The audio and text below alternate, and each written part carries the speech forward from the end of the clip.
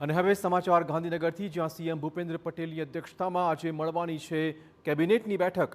Commonwealth ગેમ્સની યજમાની મળવા મુદ્દે અભિનંદન પ્રસ્તાવ પસાર કરાશે।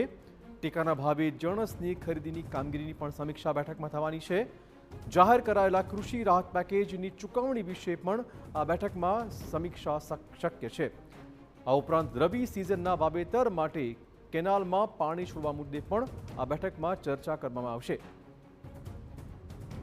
તો લગભગ સવારે 10 વાગે આજે કેબિનેટની બેઠક મળવા જઈ રહી છે।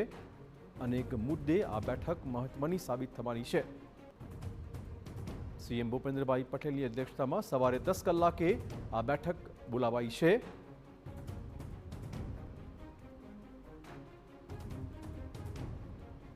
વધુ વાત કરવા જોડાશે અમારા પોલિટિકલ એડિટર કિંજલ। કેટલી મહત્વની આજની બેઠક? ખૂબ જ મહત્વની આજની બેઠક છે, કેમ કે સૌથી મહત્વનો મુદ્દો છે જે રોડની સમારકામની પરિસ્થિતિ છે તેને લઈને બેઠકમાં ચર્ચા આવશે। જે રીતે નીતિન ગડકરી પણ સત્તા આવ્યા હતા અને તેમના દ્વારા હિંમતનગર અને સુરતમાં મુલાકાત લેવામાં આવી હતી અને કેટલાક નિર્દેશો આપવામાં આવ્યા હતા। ત્યારબાદ એક સપ્તાહ બાદ જે પરિસ્થિતિ છે તે મહત્વપૂર્ણ છે।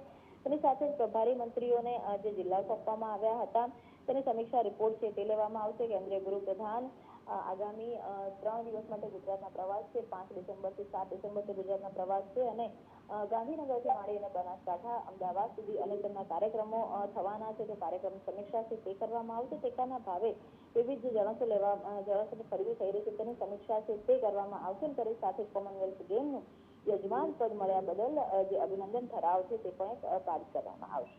ધન્યવાદ કિંજલ। તો અમિત શાહ પણ ગુજરાત આવી રહ્યા છે, તેમનો પ્રવાસનો મુદ્દો પણ આજની બેઠકમાં ચર્ચાય તેવી શક્યતાઓ છે।